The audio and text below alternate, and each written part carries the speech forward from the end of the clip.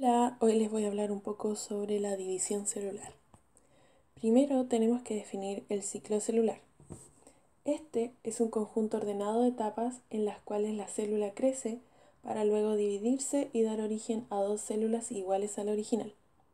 Su duración varía según el tipo de célula y los factores externos a los que ésta está expuesta. Estos factores pueden ser la temperatura o la disponibilidad de nutrientes. Podemos dividir este ciclo en dos etapas, en la interfase y en la fase M. Su importancia para los organismos unicelulares radica en que es el medio de reproducción asexual conocido como bipartición, que es una multiplicación clonal de las células progenitoras que van a dar origen a clones. En cambio, en organismos pluricelulares permite obtener células con la misma información genética y que van a participar en el desarrollo del individuo, en la reparación de lesiones, en la regeneración de los tejidos, en el crecimiento de órganos y en el crecimiento del organismo. Aquí podemos ver un esquema del ciclo celular completo y podemos ver que la interfase es la etapa de mayor duración y que se divide en tres etapas: G1, S y G2. Por otro lado está la fase M, que es de menor duración y que se divide en mitosis y en citocinesis. La primera etapa de la interfase es G1 y es un periodo de gran actividad metabólica. Comienzan a sintetizarse organelos y biomoléculas necesarias para el correcto funcionamiento de la célula, por lo tanto, esta va aumentando de tamaño. Luego sigue la fase S de síntesis, en donde ocurre la replicación del ADN en el núcleo y la duplicación de los centriolos en el citoplasma. Luego viene G2, en donde se repara el ADN dañado, si es que existiese, comienza una leve condensación de la cromatina, comienza a ensamblarse el uso mitótico y comienza la síntesis de microtúbulos. Aquí hay un esquema resumen de todas las etapas y los hechos más importantes de cada una. Hay que tener en cuenta que algunas células, al terminar G1, pasan a un estado de reposo proliferativo o stand-by del ciclo celular. Esto ocurre en células altamente diferenciadas, como lo son las neuronas o las células hepáticas. Este es un proceso reversible bajo ciertas condiciones, pero en general, aquellas células que son altamente diferenciadas es algo imposible. Aquí hay que destacar que las células no están dividiéndose, pero sí siguen siendo activas metabólicamente. Ahora vamos a pasar a la mitosis, que es la división del núcleo. Esto da origen a dos células genéticamente idénticas a la célula madre. La mitosis consta de 5 etapas principalmente y la primera es la profase. Aquí comienza la condensación del material genético. La cromatina se compacta formando los cromosomas. La carioteca o membrana nuclear comienza a desorganizarse junto con el citoesqueleto hasta desaparecer. El nucleolo también desaparece y los centriolos comienzan a migrar hacia los polos de la célula. Luego sigue la metafase. En esta etapa la carioteca ha desaparecido completamente, el uso mitótico está totalmente desarrollado y los cromosomas alcanzan el máximo grado de condensación. Los centrómeros interactúan con los microtúbulos del uso mitótico, provocando que los cromosomas se alineen en el plano ecuatorial de la célula.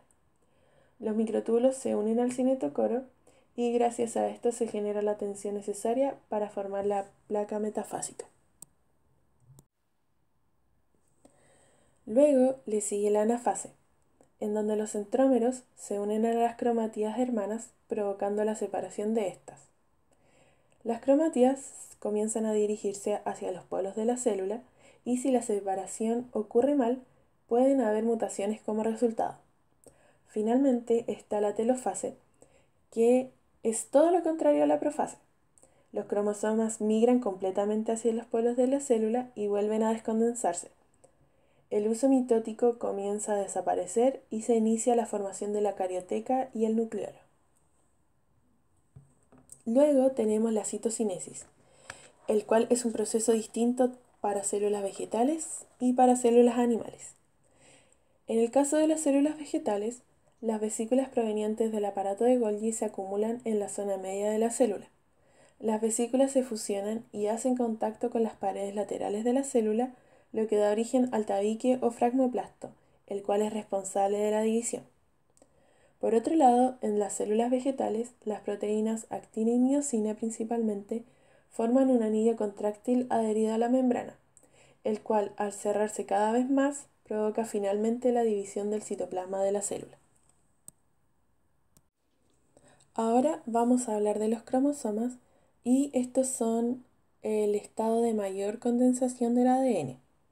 En esta imagen podemos ver sus partes y sus funciones y tenemos que tener en consideración algunos conceptos claves, como lo son los cromosomas homólogos, los cuales poseen una idéntica secuencia de genes alelos, el cual uno proviene de la madre y otro del padre.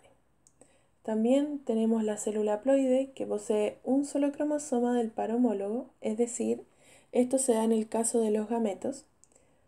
Y tenemos una célula diploide, el cual posee el par homólogo, es decir, los dos cromosomas, uno proveniente del padre y otro de la madre.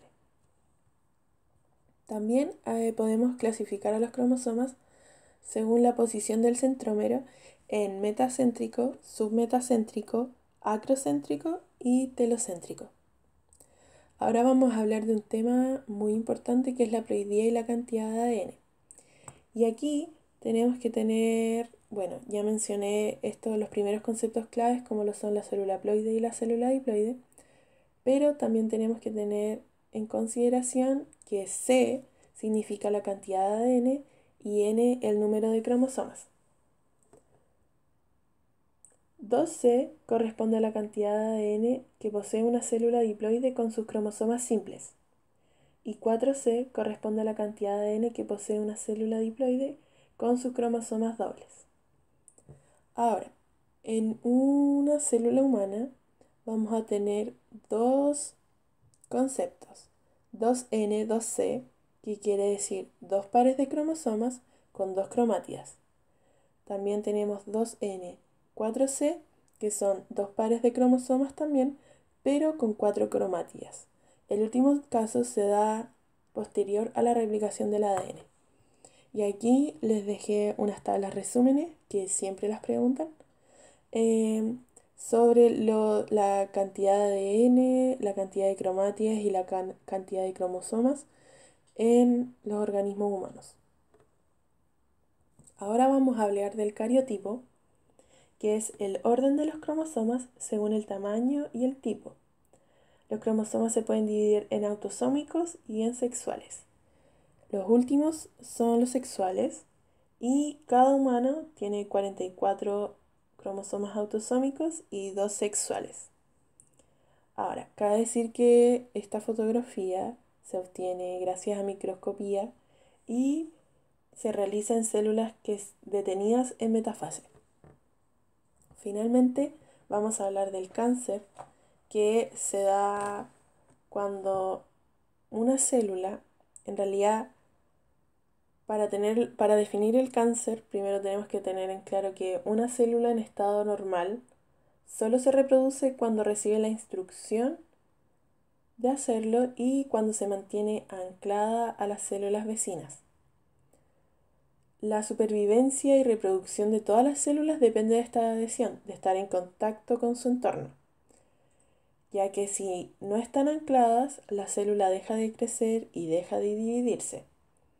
En este último caso, se inicia un proceso que lleva a la célula a un suicidio programado que se denomina apoptosis o muerte celular programada. Ahora, el cáncer, ¿cómo lo definimos? Es un crecimiento tisular producido por la proliferación continua y descontrolada de células anormales, lo que se denomina neoplasia. Estas células tienen la capacidad de invadir tejidos y destruirlos. Es decir, pueden migrar de una parte del cuerpo a otra y esto se denomina metástasis. Bueno, aquí tenemos un esquema muy simple de cómo se forma, Primero tenemos que las células normales pueden recibir agentes cancerígenos como lo pueden ser virus, rayos X, tabaco, etc. Estas células se van a transformar en células con una mitosis acelerada y podemos ver que son células muy pequeñas. Luego, estas células van a migrar hacia otro órgano y van a provocar tumores secundarios que también se denomina metástasis. Eso es todo por hoy. Espero que hayan entendido todo y cualquier duda no duden en comunicarla.